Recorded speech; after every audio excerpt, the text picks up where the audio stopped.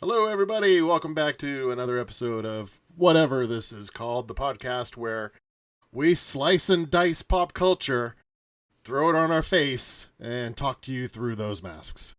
I am Scott Taylor here, as always, with Mr. Steven Garcia. Steve, how you doing? Fantastic. I crammed a little bit.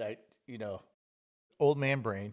I totally forgot the topic of this one, but last week I had a few things that I wrote down. So when you reminded me, I went back to my notes and so I'm kind of chomping at the bit here a little bit. How are you?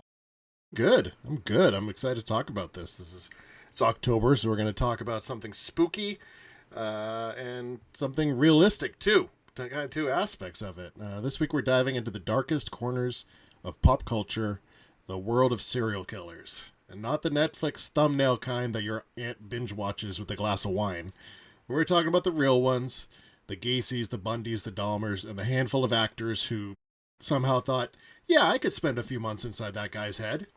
We'll look at how film and TV have handled these stories, from the rushed, sensationalized, made-for-TV versions, the cashed in on fresh headlines, to the prestige performances that turn true crime into legitimate drama. And along the way, we'll talk about who nailed the portrayal, who missed by the mile, and which shows and movies still make us wonder why we find this stuff so fascinating in the first place. What sparked all of this, wanted to talk about it, was the new Monster series about Ed Gein. And I was telling you, hey, I'm about like 4 episodes in last week. I finished it by now, but there's been a lot.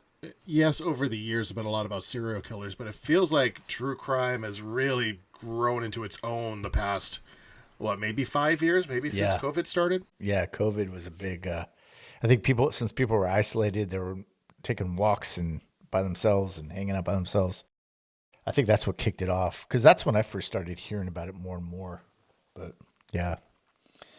Yeah, and you can think back to there's been TV portrayals of serial killers, Lifetime style movies, for a long time now. But it feels like with streaming and like we were saying, just sitting around with COVID, people were like, "Yeah, give me the real stuff. Give me the real life murders.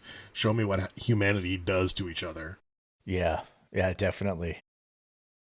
Yeah, I have a couple on my list. A couple TV shows, a couple movies that are just gonna kind of talk about.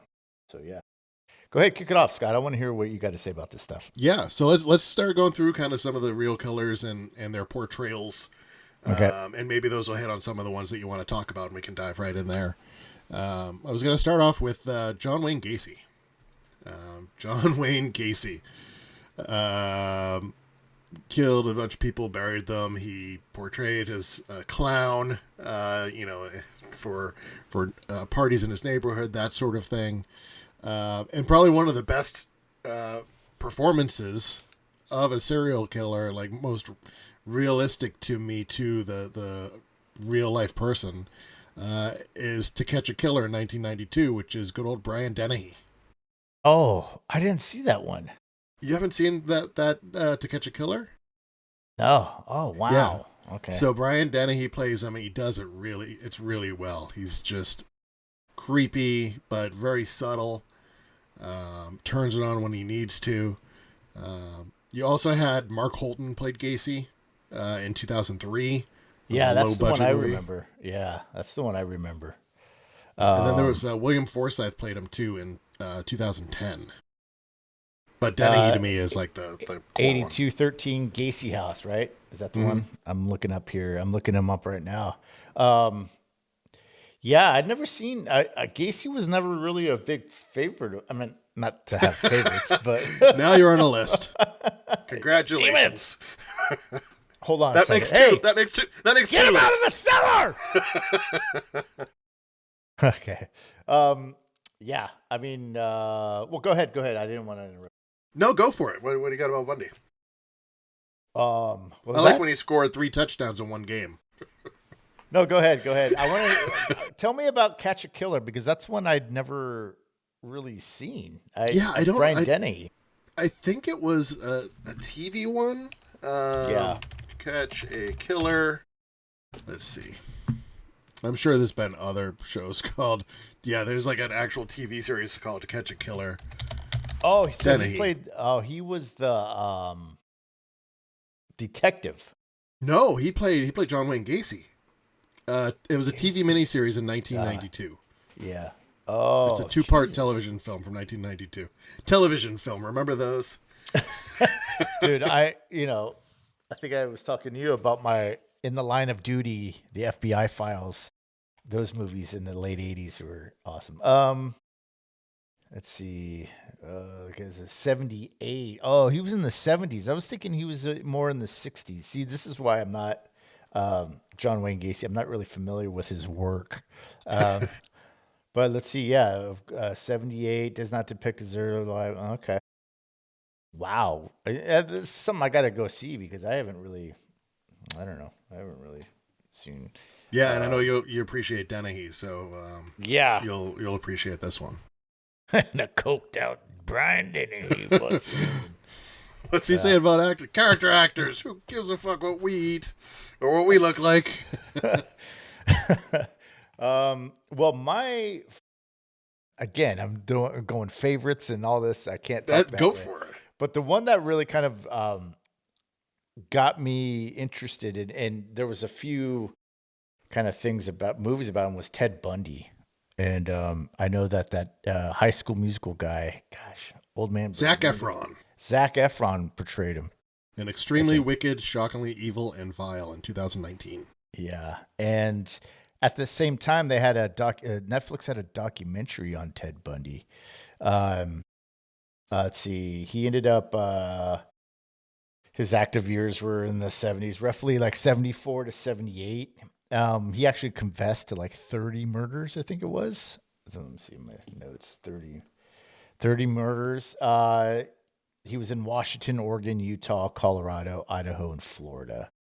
Florida, I think, where he started. But it was kind of interesting because Mark Harmon played him too back in the 80s. 1986, The Deliberate Stranger. Yeah, and drove around a Volkswagen Bug and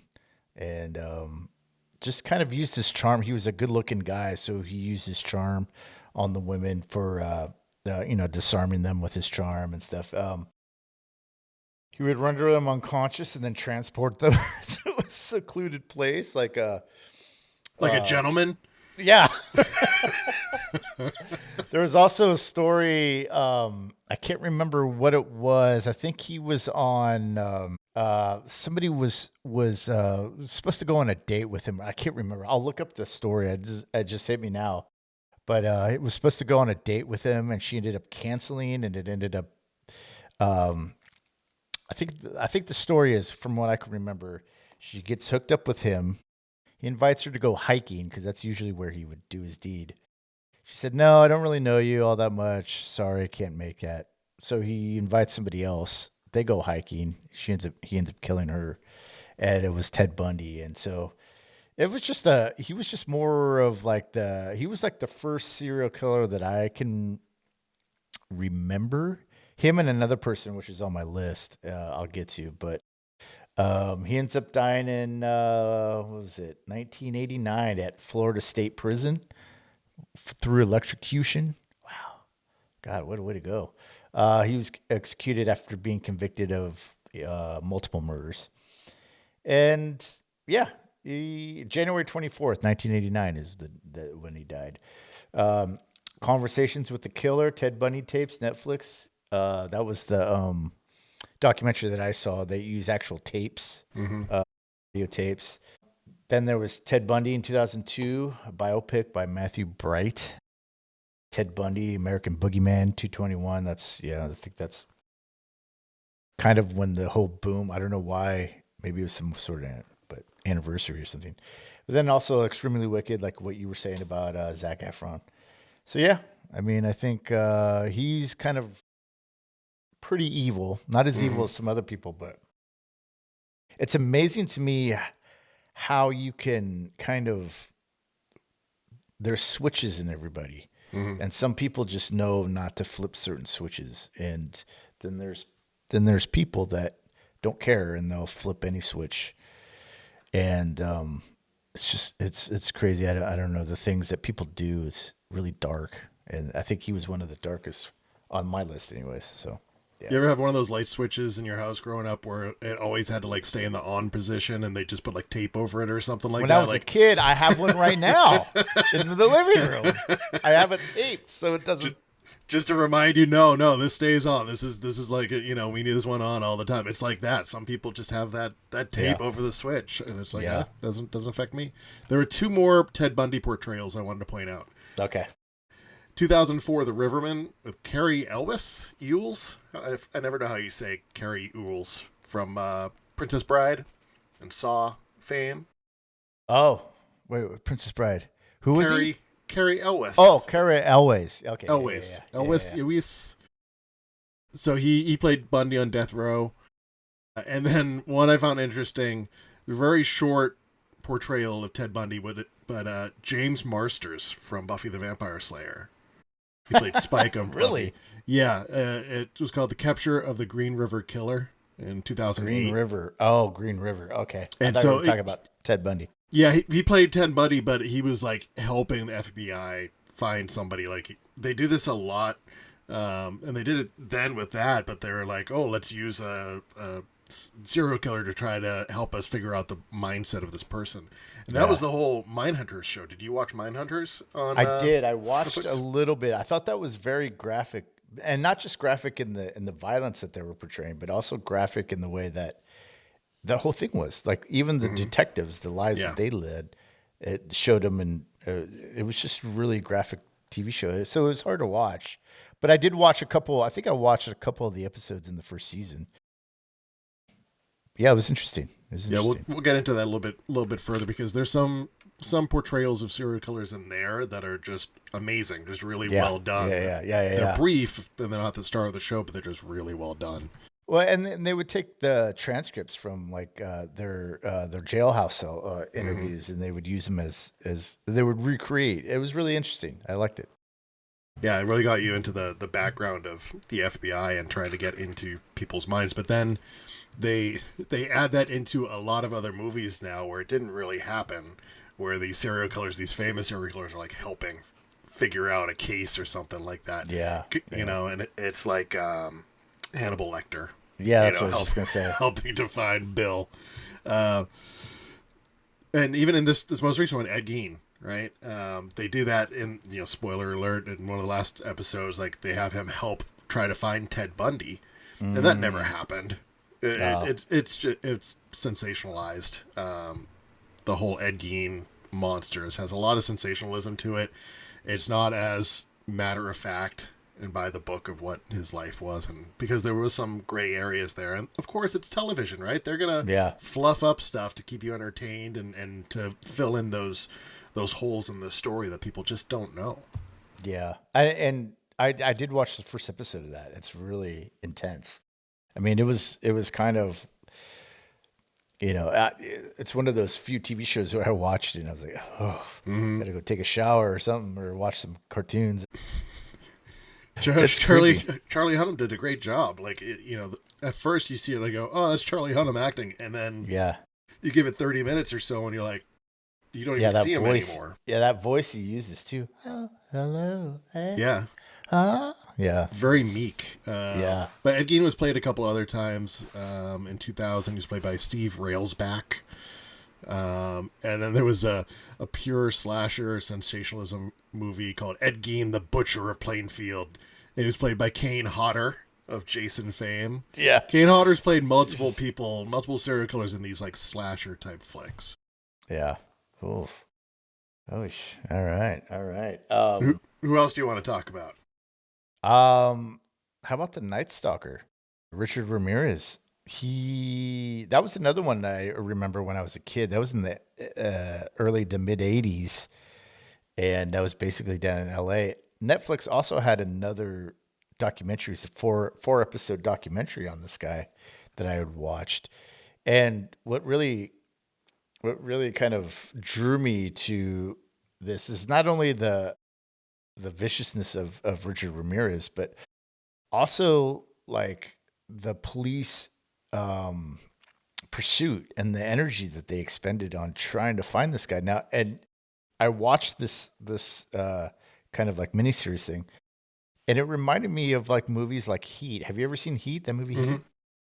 So it's like, you know, Heat did a good job of kind of portraying these or at least one officers, and how it affects their lives is. I mean, not just they're not just looking for a serial killer because of their community, which is great and honorable, but also it takes a toll on their personal lives as well, you know, and they have to worry about their kids and they don't see their wives and their children, and they're missing this and that, and they're just on this pursuit to try and find this killer. And I think what was kind of a good thing is that one of the victims escaped and led them to. But this, let's see, when did this start? Geez, I can't find him in my notes here. April of '84 to August of '85. So it's a relatively short, like 1 year. But he did home invasions, he did rapes, sexual assaults, murder. Oftentimes he would creep in through an open window or an unlocked window or an unlocked door. And it's interesting to me during this case is that the amount of times he would shoot somebody, like one of the victims was sleeping on a couch, and Richard Ramirez came in and shot the person in the couch, and then ended up shooting and killing the people in the bedroom. And just the fear of hearing a gunshot in your house while you're asleep in the middle of the night. That's just that one was another one too that I had to kind of, I got to watch something funny now because it was just. But his capture was on August 31st of '85. After his face was published and or publicized in newspapers, a witness recognized him in a convenience store in East LA. He tried to escape. He tried to carjack a vehicle, but was subdued by locals who ganged up and beat him, and then held him until the police arrived. And he was famous for coming into the courthouse with a pentagram drawn on his hand and shouted "Hail Satan" as he entered. Just a class act guy, right? I mean, it's just someone you'd want dating your daughter. He was sentenced in September of '89, found guilty on all counts, 13 murders. And later that year, he was sentenced to death in California. But he didn't die. He didn't get executed. He died of B-cell lymphoma, which is a blood cancer. So we kind of got robbed of that. But he's dead nonetheless. He's no longer with us. What do you think? Yeah, that's another Netflix documentary that was really good. In line with, because you have the audio tapes and stuff like that, and it just goes timeline specific through the different things, interviewing the police that were involved, the detectives, like all that sort of thing. Another great Netflix documentary. And you're talking about being asleep and hearing a gunshot, and how stressful and scary that would be. Imagine if you're asleep and you hear a gunshot and you go out and it's Lou Diamond Phillips who played Richard Ramirez in the 2016 film The Night Stalker. Yes. Oh, jeez. You're like, Richie Valens? No, Richie? No. What are you doing here? No, you sang La Bamba. Nope, not me. That's not me, man. Oh, sheesh. What movie was that again? Let me write this down. The Night Stalker in 2016. Because all I have is The Night Stalker Hunt for a Serial Killer, which is on Netflix. And then there was one that just came out, I think, Richard Ramirez, The Night Stalker Tapes. And then there was one called on TV, Manhunt, Search for the Night Stalker. It was a 1989 film, TV film.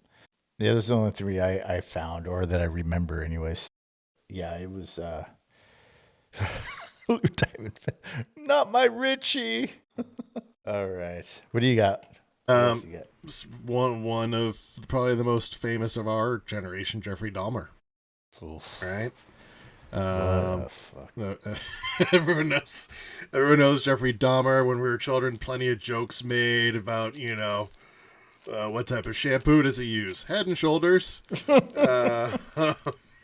What shampoo do they find in his bathtub? Head and Shoulders. But there's been some portrayals of him. The most recent one, being Monster, during COVID time, of Evan Peters, which was great.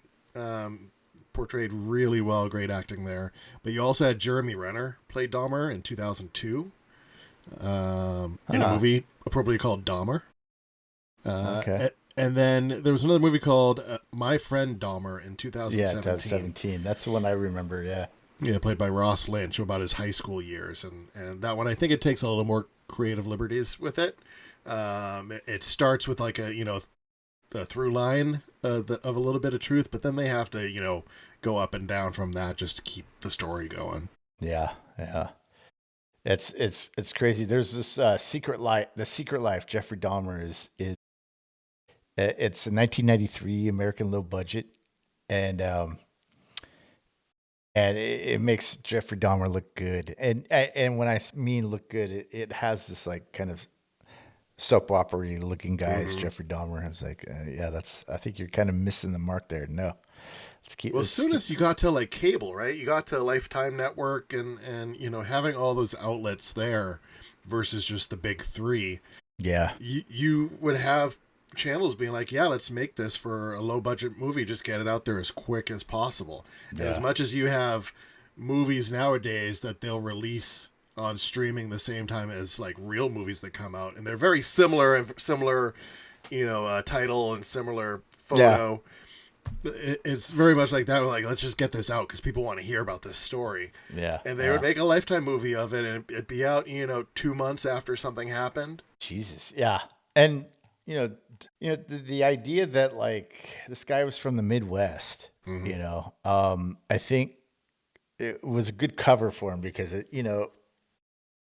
there's not a lot of effusiveness in the Midwest, or maybe there is. I don't know. All I know is that the only person that I knew from the Midwest was like, I don't know. Do you know anybody from the Midwest? It's just no. When I think of Midwest, the furthest I can think is like Chicago. I'm like, Mike Ditka. I can think of Mike Ditka. I knew a guy from the Midwest once, and he said that he loved his wife so much that he almost told her. That's my joke. That's the only joke I got about the Midwest.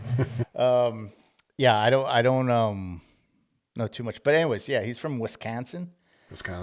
And cause of death, he was killed in prison. His convictions were first-degree murder, 16 counts, 2 counts of disorderly conduct, second-degree sexual assault, and enticing a child for immoral purposes. I mean, this guy is just the bottom of the barrel. Life imprisonment without the possibility of parole. We had 17 victims between 78 and 91. Jesus, dude. I got to watch a movie on this guy because I don't know really anything other than that about him. Because the good thing about the one on Netflix, or was it Netflix? The monster one, is that they kind of show you the childhood that they had, and Ed Gein, his mom was puritanical, so it kind of led him to, I think, the way that he was. But it's hard to imagine somebody being so traumatized as a kid that they start to eat people. Yeah, that's a tough pill to swallow. Yeah. Hey-o.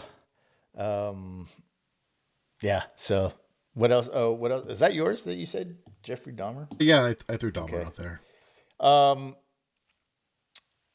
think there's also Son of Sam that I didn't really research too much about, but he's one that I've heard of as back in the 70s, like mid to late 70s, and he was supposedly influenced by Satan and wanted to kill. I don't know too much. Do you know anything about Son of Sam? Son of Sam, yeah. So let's see. So there's been a couple of things. There was there's documentaries on Netflix, the Son of Sam tapes. They love to get their hands on tapes and then put grainy footage over it. But you got 1999 Summer of Sam, right? Mm-hmm. That was yeah. That was a big Spike deal. Lee. Spike Lee joint, yep. Yeah. You got to say Spike Lee joint. You can't just say it was Spike Lee directed by joint. Spike Lee. Yeah. But yeah, he murdered. Let's see. His motive was misogyny. 6 counts of second-degree murder. 7 counts of attempted second-degree murder, and he got 25 years to life in prison. Jesus, that's and it. Huh? That's and he said, a dog was telling him to do it. Yeah. And then I forget who made the spoof of Davy and Goliath. Where remember Davy and Goliath? You don't remember Davy and Goliath, the little claymation? It was like a Christian short. So it was Gumby, right? It was Gumby, but it was this little white kid named Davy, and he had a dog named Goliath. And the dog would talk to him and be like, I don't know, Davy. Was the dog a real dog, or was it like a puppet? Yeah, no, it was a real dog, and this was all claymation, so it might have been by the same studio that did Gumby. Don't hold me to that, but yeah, it was a Christian kids show called Davy and Goliath, and so I remember someone made a spoof. It might have been SNL or Mad TV or someone like that, but they made it like Son of Sam, where it was Davy and Goliath was telling Davy to kill everybody. Wow. Davy and Goliath, yeah, it was very Gumby-esque. Let's see. I got another one here. I got one more, and then I have a bunch of movies that involve the subject of serial killers. Yeah. I have the Green River Killer. That's what I've heard of. Let's see. He was in what was it? Green River Killer or the Green River Strangler, in Salt Lake City. 1982 to 1998. Ooh, 98. Although he may have killed beyond that, they say. Many of the victims were women in vulnerable situations, like sex workers, runaways, or victims of domestic violence, that kind of thing. He typically strangled his victims, sometimes with his hands, sometimes with ligatures, often after sexual assault, and he disposed of him, let's see, in Green River in Washington State. Oh, I guess he was in Washington. Sorry, I was, for some reason, I thought he was in Salt Lake City. And as the crimes progressed, he used more remote sites, woodlands, or disposed in places further from the river to avoid detection. Now, this isn't one of the most famous ones.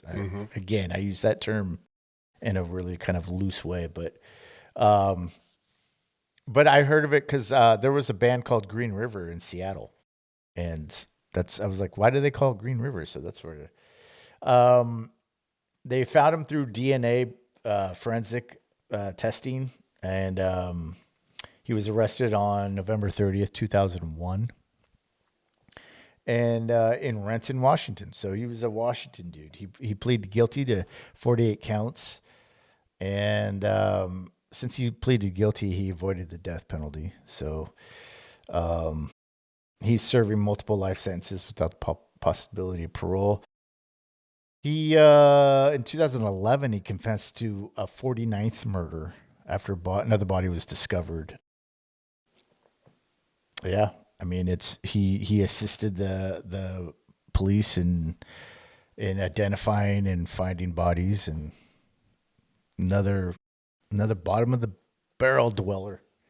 Now, do you think if you're a band named Green River and then these killings happen, they're like, it's the Green River Killer, do you think as a band you go, yes, free publicity, our name and lights, or do you think you go, guys, listen, we need an emergency meeting here, do we want to keep going this route, or do we want to get ahead of it and just change to to get ahead of it? Yeah, exactly. I think that's probably like, guys, I think maybe Mudhoney is a better name. They're like, all favor to keep the name of the killer. Okay, 2. The fact that there's 2, Jesus. Yeah, that should be a shutout. Okay. So yeah, then after that, I just did movies about serial killers too. Do you got any movies? Got any? Yeah. I mean, we have TV well, shows, let me jump into Manhunter a little bit here before we go into the movie stuff, because these are kind of smaller less known serial killers that were portrayed in Mindhunter that were really done really well. The big one that jumps out to me there was Ed Kemper. And you don't hear a lot about Ed Kemper, which was local. It was the Santa Cruz area. Oh, yeah, I did hear about him. He was called the Co-Ed Killer. And he confessed to, I think it was, he's found guilty of 8 counts of first-degree murder. And he would take the women hiking, secluded areas, murder them, and then bring their corpses back to his apartment and, do what serial killers do with them. But he was this kind of really large, hulking guy that would hang out at the police bar in Santa Cruz, and because he wanted to be a cop, and he would hang out and talk to the cops, and they were like, "Oh yeah, that's the guy that wants to be a cop." Little did they know he's got bodies in his house. He's killed a bunch of people, and he's portrayed really well in that series. He's by Cameron Britton, eerily calm, articulate. Like you said, for that show, the interviews were all verbatim, right? It was all nearly verbatim what they were saying. You had Charles Manson there that we didn't talk about. I mean, Charles Manson is one. There's Richard Speck, which I believe is in this Ed Gein one too, if I recall correctly. But he was someone that killed a bunch of nursing students, and there was like one that was hiding that he didn't get, and so that one was able to identify him. But when he went to prison, he was taking hormones, and so he grew a set of breasts. Oh, that's right. Okay, yeah. Which made him popular in prison, because he's like, I'm going to be the most popular person in prison now. And so a lot of the portrayals, especially in the Ed Gein one and, Mindhunter, it's all about him, just using his womanly ways, let's say, to get drugs and money and stuff in the prisons, because he had multiple life sentences. He's like, what are you going to do? How are you going to punish me? Yeah. And so he would kind of just control things that way. But there's a lot of good serial killers in there portrayed. It feels weird saying good serial killers, but the way they were portrayed was really accurate and creepy. Yeah. If you haven't watched Mindhunter, I suggest it to anybody that enjoys these true crime things. And then the side story of the FBI agents, and I forget the actress that was on Fringe that's in it too. Like all Anna Norv. Anna Norv. Something. So yeah, one of those. We'll go with that. Torv. Torv. Torv. All the acting there, is really good. There's only a couple. All three of them. Yeah. Yep. Yeah. It's pretty good stuff. But movie wise, let's talk about movies either based on real ones, and then we can go into ones. The list I wanted to start off with was Zodiac by David Fincher. Was something that was one that was, I wanted to say in the real life list, but I wanted to hold off and say it on it. And then this one was really, and David Fincher is a stickler for the way he makes movies. He does, in The Social Network, he was been known to do 100 takes of a scene. I think, what's his name? Guy that plays the Hulk. What's his name? Lou Ferrigno. Mark Ruffalo described it. Yeah. Mark Ruffalo kind of described it as like you go through these cycles when you act in a David Fincher film. You start off really strong, you think you're nailing it, and by take like 30 or 40, you're just getting through it. You're just like, I suck. I'm not getting this. And then you get a second wind, and then you start. And so, a very meticulous movie shot by David Fincher. I think really kind of captured not only the creepiness, but also the tension that filled San Francisco and the Bay Area at the time, because it was in Vallejo, San Francisco, some other places, Lake Berryessa, I think, of Napa County. So I think this really kind of captured, and the way he films anyways is really interesting. It has RDJ. Let's see. Jake Gyllenhaal is Robert Graysmith. He's the writer. This is what the movie was based on, his book. He was so obsessive about finding the real killer that it ruined his marriage and ruined his relationship with his children. Mark Ruffalo is Detective Tashi, who was in charge of trying to find him, and Graysmith was an editor or a writer at the Chronicle. I think the San Francisco Chronicle, and he was trying to help Mark Ruffalo, and Mark Ruffalo was just like, "Dude, you got to let me do this. You don't have." But Robert Graysmith he just needed to know, and so he just was obsessive.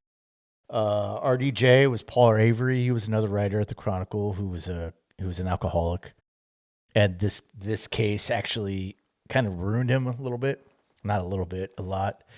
Ended up retiring from this case and drank himself, I think, to death in San Francisco. But it just kind of goes to show you again the toll that this takes on people that are actually, their job is to find these types of people and what it takes to find him. I mean, he was never really definitively found, but there was suspicions and rumors and that they just could not prove. And so, yeah, if you want to watch a really cool, creepy, and sometimes really violent movie, Zodiac from 2007 from David Fincher. I think that's one of my favorite serial killer movies. Yeah, I don't think I saw the movie until maybe the last 5 years or so. Oh. I know I saw it streaming. I didn't see it in the theater. I didn't rent it or anything like that. I think it was the last 5 years or so. I do remember reading the book, the original book of it when I was, I think it was when I was working in a call center. And I was like, by Robert Graysmith? Yeah. Yeah. Oh, okay. I remember reading that, but I didn't see the movie itself until maybe a few years ago. But it is great. And there's another Netflix documentary about a potential, the potential person that was the Zodiac Killer. Yeah. From a family that lived up like Lake Berryessa area, that sort of thing, or up north a little ways. And the timeline ties in really well, and it fit a lot of the puzzle pieces to me. So you can always check that out on Netflix too if you like after you see the movie, like you can see, oh, here's some of the real stuff and how it could have been this dude. Yeah. And I think a lot of people confuse him with the Golden State Killer, which is he was based in San Francisco, and in fact just got, I think in the last like 5-6 years, got arrested, and they found him through DNA testing, and he was just some dude that lived in San Francisco in the Outer Sunset, where I used to live back in the early 2000s. Oh, that's creepy. But yeah, I think the Zodiac, I think, would always write the paper and give him letters and riddles and drawings and kind of, I'm gonna attack again, and so it was always kind of a race to find him, which I thought was compelling. So, yeah. Well, then you get the other serial killer movies. You've got specifically the ones based on Ed Gein, right, or slightly based on Ed Gein. He's taken little pieces of his life and his story, which they go into in this series. You go from Psycho. And then you go to Texas Chainsaw Massacre, and then you go to Silence of the Lambs. And the one that yes, is Texas Chainsaw Massacre a serial killer movie? Yeah, they kill multiple people. But in my mind, I don't think of it as a serial killer movie. I think of it as a horror movie. Yeah. Where there's just a bunch of movies because that's just the premise of those things. But with something like Silence of the Lambs, I think Silence of the Lambs, that's kind of a serial killer movie. Well, they took elements of Gein, right? The way he used the skin of his victims to kind of do things. Yeah, that's what I have. Silence of the Lambs. I always thought that was a great movie. I saw it when it came out, and I saw it in the theaters when it came out, and I was kind of young. You're young, you just think, oh, this is going to be a movie about killers and stuff, but really on a rewatch of it recently. I think I watched it probably at the beginning of this year or something. It was on TNT or one of the TV stations. And, it's just interesting the way that Jonathan Demme filmed that movie, because I think he takes a lot of he takes two, it's one of those movies like you said in the beginning where they go back to a serial killer to kind of help them find this other serial killer. Sorry. And you have that kind of duality of they're both killers, but yet one's really sophisticated and really intelligent and philosophical, and the other one is just chaotic and self-loathing, and so it's really cool to see those two kind of characteristics of a killer, and then they choose to use one to kind of find the other one. So I thought that was really cool. Mm-hmm. Yeah. Yeah, you can't talk serial killer movies without Silence of the Lambs. Yeah. The one that I've never seen, and it's probably a shame because it's Oscar winning, is Monster, where Charlize Theron. Charlize, yeah. I've never seen it either. About Aileen Wuornos, yeah, and it's Oscar winning. Her performance was supposed to be great in there, but I've never seen it. I know it was about her. She was a serial killer. Well, those things are hard to kind of, it's hard to kind of gear up for those kind of movies. Like, even though, like, Silence of the Lambs, like I said, I was young and it was just like, yeah, dark movie about killers and stuff. But you take like a movie like Monster and you're like, I mean, oh, geez. It's just, I mean, the real life story is pretty horrible. And to kind of watch it, I don't know. When I was younger, I had that thing where I would always try and faces, like we talked about Faces of Death and those kind of videos where you'd rent it and you would just watch it because I can take anything.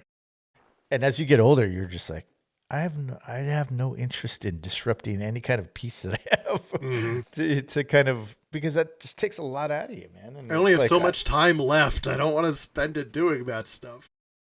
Yeah. Yeah, man. I mean, it's like, last night I watched this video. It was on my recommendations, and I don't know what I watched to have them recommend this thing, but it was about this guy who was doing a stunt in the 70s or no 80s, and he was going to drive his car through 4 buses. There's buses end to end, and he was going to drive his car through 4 of them and then come out the end, and they tested it the first time and they had to make adjustments.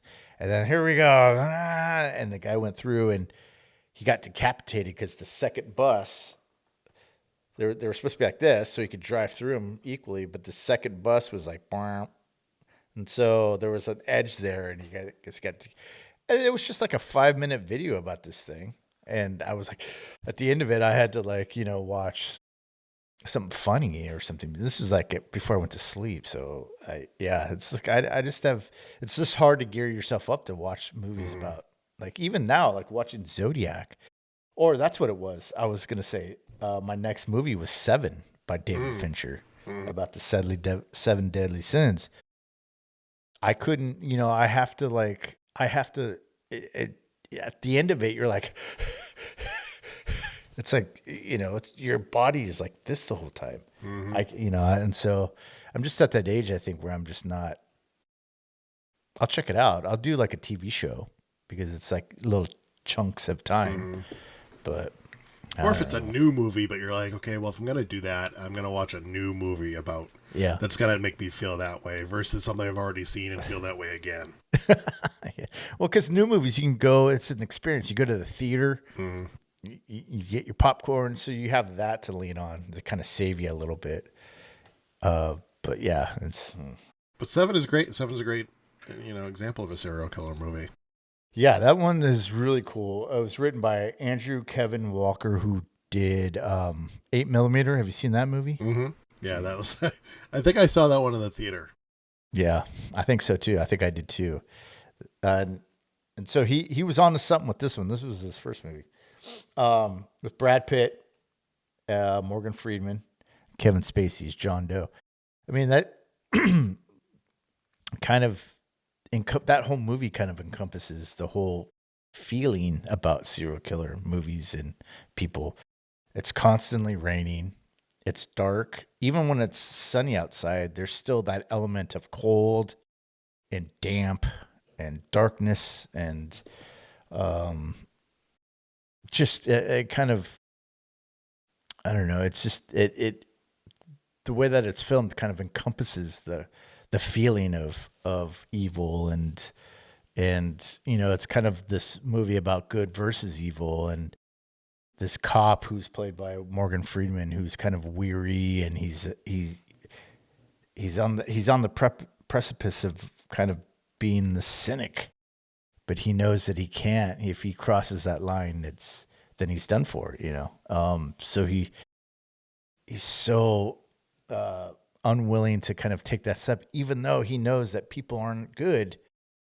There needs to be somebody that's kind of the beacon of hope and faith and all this kind of good things, which swallows up Brad Pitt, his character David Mills, who just destroys him because he does cross that line, and it's just a great movie. That's a great movie too. Yeah. Hear me out. Very similar feel, movie-wise, between Seven and Unbreakable. What is it?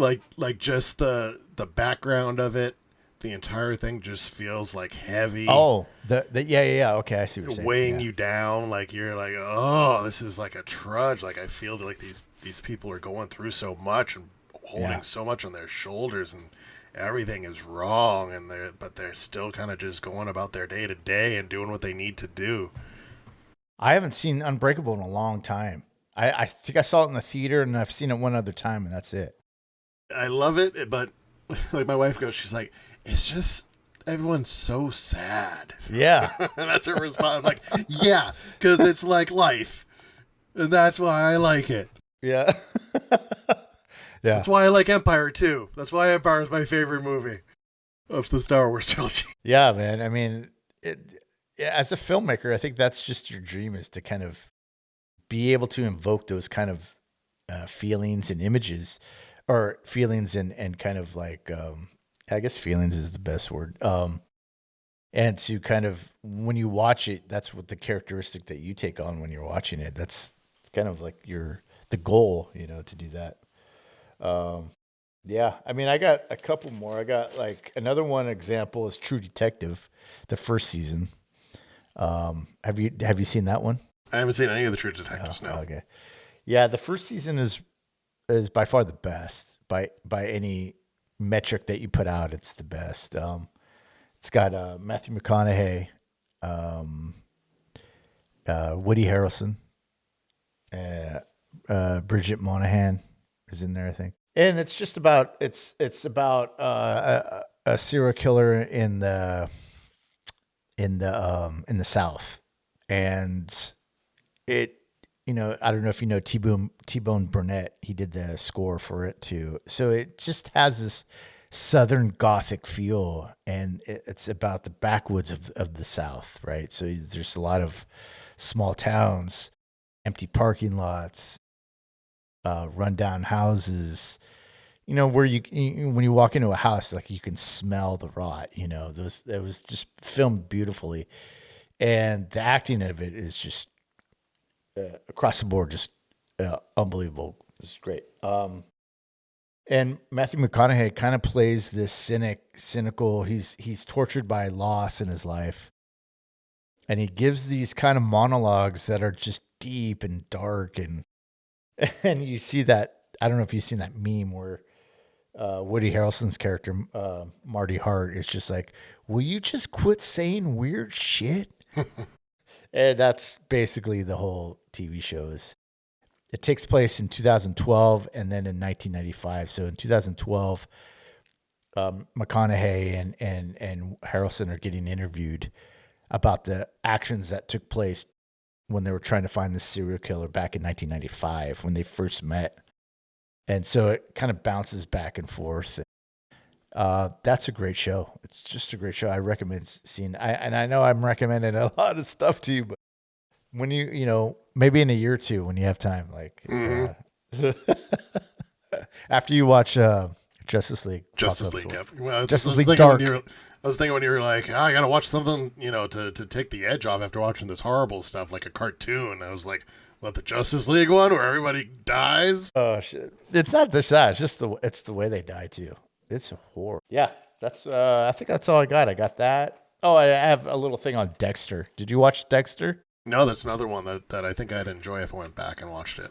Yeah, I didn't watch the final season or season. Yeah, final season, and I watched all the way up until I thought it was great. But then I was down in L.A. and one of my friends like blew the whole.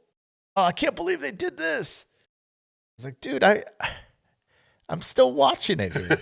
Oh, sorry. But he went on this rant about how they did something, and I'm like, you fucker. So yeah, I didn't watch the final season, but I haven't watched the reboots and everything either. So what else you got? I have one kind of more indie one that wasn't very like big or publicized or anything like that we came across. It was called The Clove Hitch Killer. It's from 2018 and has Dylan McDermott in it. Every time I think of him, I think of him in About Schmidt. People say it's a pyramid scheme, and it's not. It's not a pyramid scheme. Go ahead. Sorry.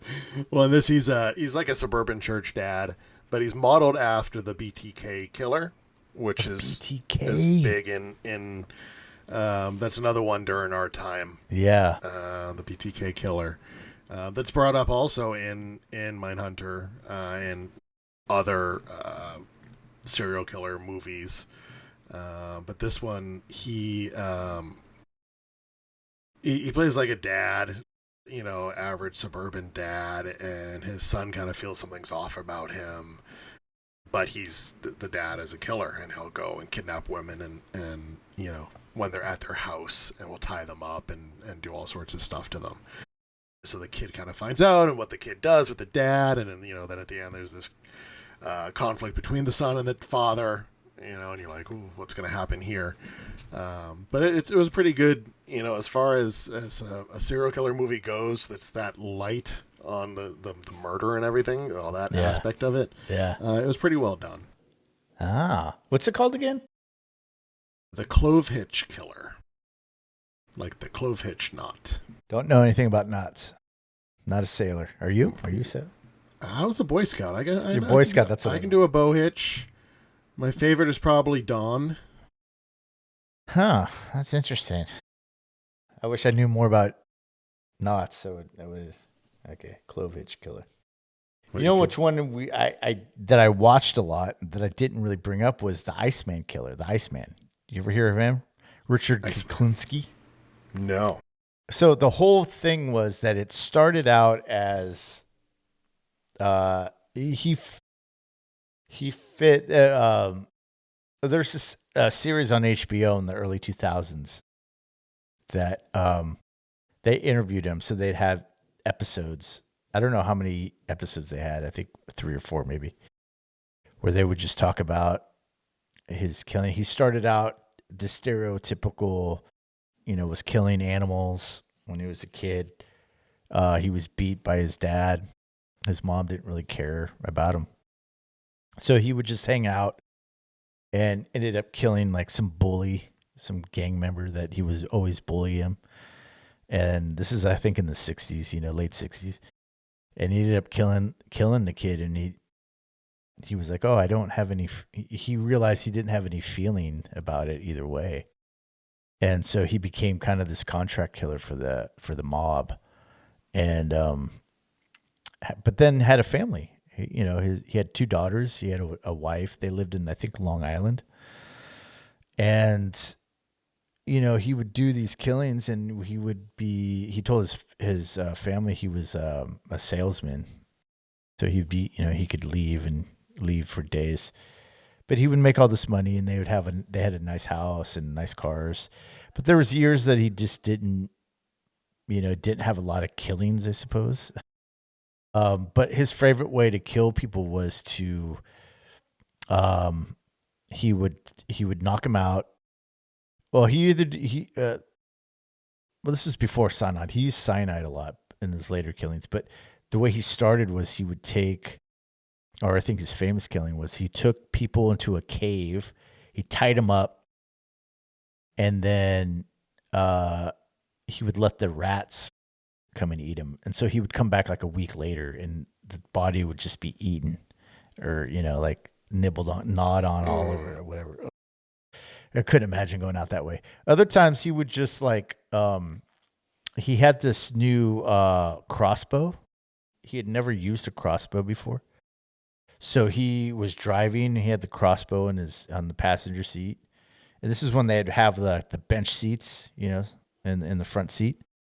So he would have it, and he pulled up to a stoplight, and some guy pulled up next to him, and he just shot the dude in the head and he went, "Oh, this works."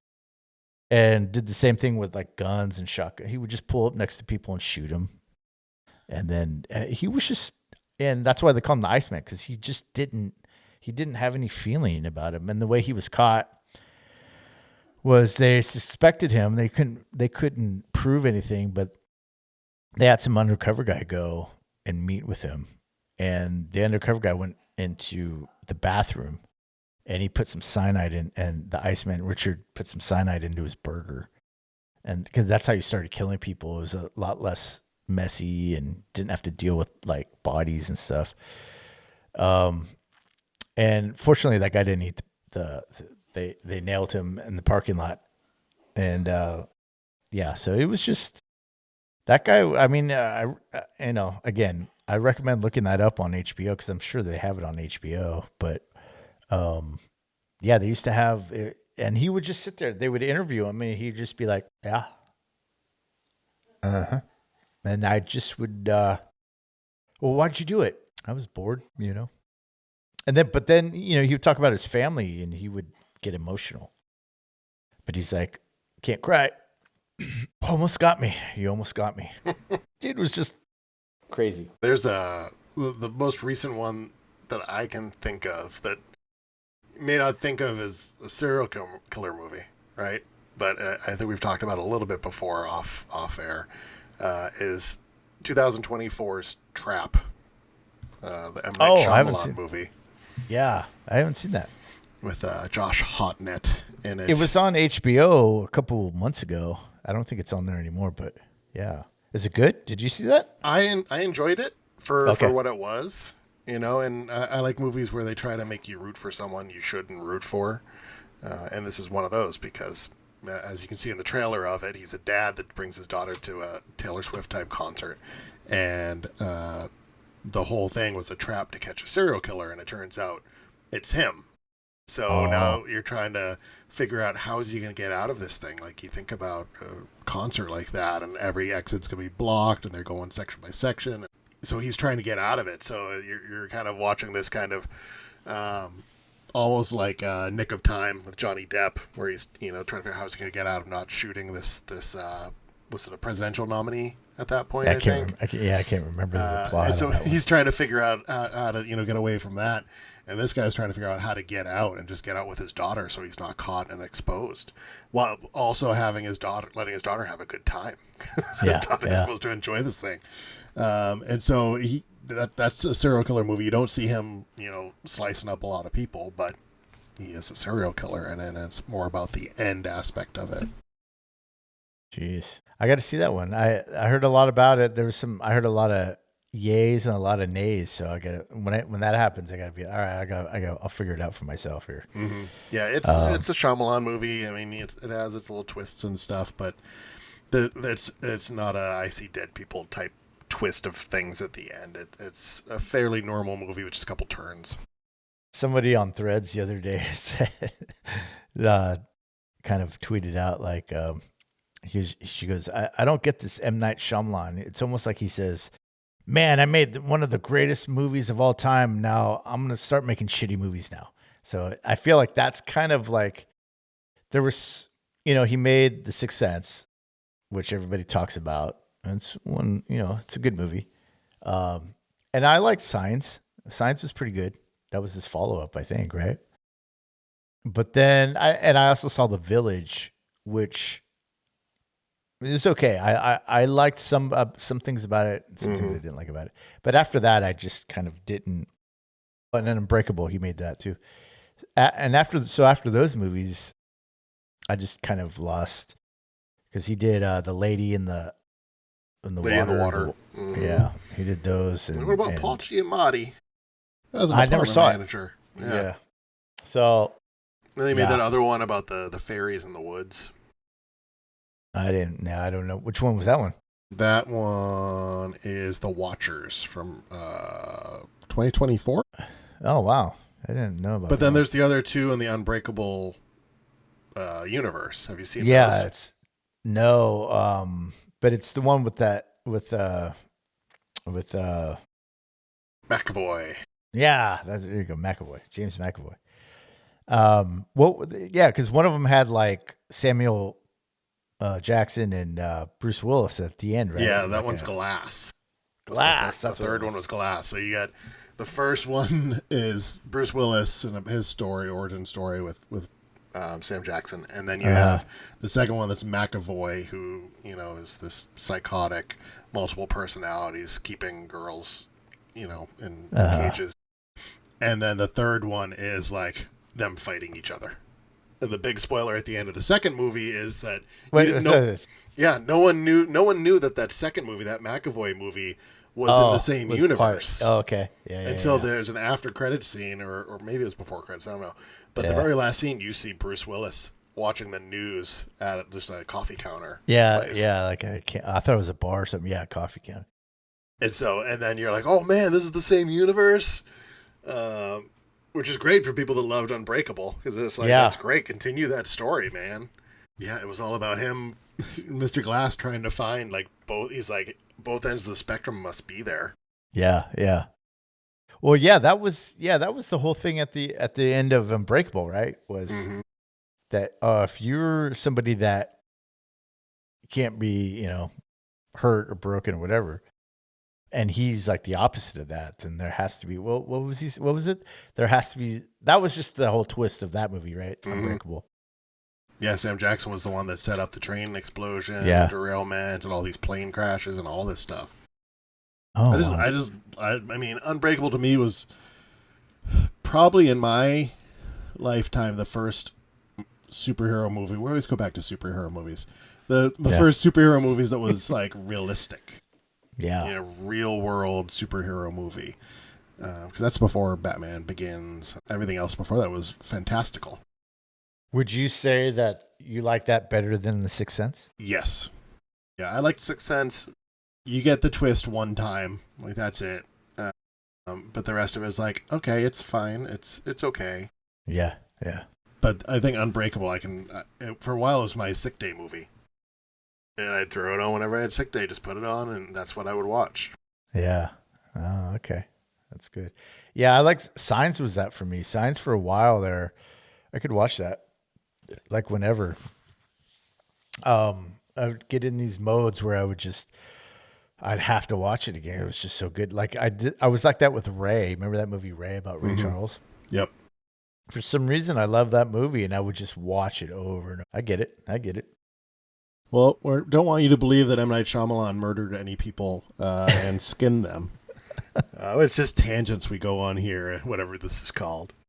Do you have any other movies that stand out for you as serial killer type movies? I was gonna hit Scream, but I didn't write a lot of details about that one. But Scream, that I just watched. Me and Toby just did The Cabin in the Woods for gonna see my friends. We did that yesterday. What did you think about that movie? I love Cabin in the Woods.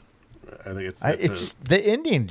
I liked it, but the ending just didn't hit for me. I think it was maybe too meta. I don't know. I was telling Toby that too. I was like, I enjoyed because the only thing I had heard about that was that it was kind of a ripoff of The Evil Dead, and I thought, oh, okay, so there's just gonna do this and that and this and other thing.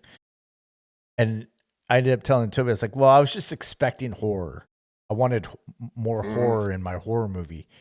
I wasn't expecting like a satirical kind of thing about the horror genre. Yeah, like Severance meets what you just said, Evil Dead. Yeah, and so it kind of, when you're in the, like I was saying before, you for me, when I watch a horror movie, I have to put myself in this like, okay, here we go.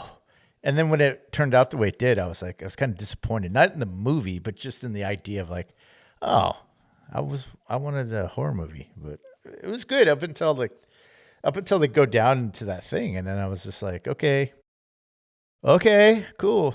Okay, I get it. Okay. I see how this is paying off. Okay, you're paying off Yeah. those other scenes. Okay. Yeah, exactly. So, maybe if I don't know, maybe if I was warned, like, hey, this is not what you're expecting it to be, it is, or some kind of, because you can't warn people or else you blow it, really. So it's like, I don't know. I was just wanted horror. You want movies to be clever, but you don't want them to feel like they're being too clever. Yeah, Like I just wanted horror. Know. Mm-hmm.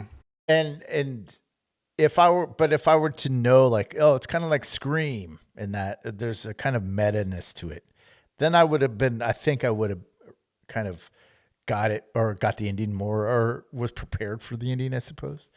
But I was like, since I was geared up for the horror movie, I was just like, oh, okay, all right, yeah, that's cool. But yeah, Toby watches it all the time. He says every year, he goes, at least we watch it, every October. I love that movie. And I was like, oh, okay, cool. Yeah. I could see why. But I just wish, I don't know. I wish I would have liked it more. That's what my thing is like, I don't want to not like a movie. Yeah, and it's almost like a behind the scenes for people that love horror movies. Yeah. It's like, oh, you love horror movies? Okay, great. Well, you know all your premises? Well, here's kind of where they come from. What about this? What if you think this happened? Yeah. So, but yeah, next week we're doing, I'm talking like we're off air. Sorry. Let's finish this. You're good. We're all good. We're in the same network here, baby. Well, next week we're doing The Exorcist. If you want to jump onto that, we're doing that. I don't know that I've even seen The Exorcist all the way through. Oh, okay. Yeah. A lot of people haven't. I think it's interesting. It's going to be an interesting one because my angle on it is going to be more of, if you're seeing it from today's, like if you're a Gen Z or whatever, and you've never seen it, you've only heard about it through like the greatest horror movie ever, probably going to be a little disappointed in it because it's so, I think it was kind of it was part of the zeitgeist at that time. It was so much more, I don't know, I'm still working on but it's like we're not as edgy anymore, I feel like, in our movies, the way we make movies. And I feel like the 70s was such a pivotal time, and we'll never go back to that again. I have examples already of the movies that were released that year, that decade.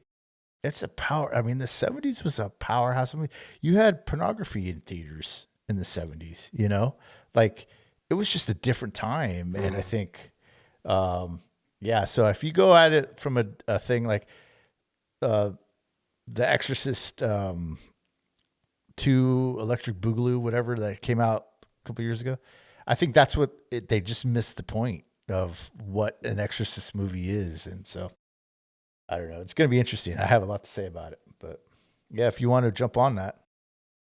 That's what she said. So let us know. Let us know your thoughts. What do you think about serial killers? I mean, obviously you think they're bad. If you say they're good, you're going to get on a list just like Steve. But who do you think nailed the role as a big bad serial killer the best? Did we miss any portrayals that deserve shout-outs? Ones that still creep you out years later? Drop us a note anywhere on Instagram and the YouTube comments. Or if you're feeling extra committed, just etch it backwards on one of our chests when we sleep. So then when we wake up and stumble into the mirror, we can say, hey, we got fan mail. I better take a picture for Steve. Steve, look. Someone came in the middle of the night. Someone sent us a message. I think it was Richie Valens. My Richie. Not my Richie. So anyways, this has been another episode of whatever this is called. Thanks for lending us your ear, and we'll catch you next time. Bye.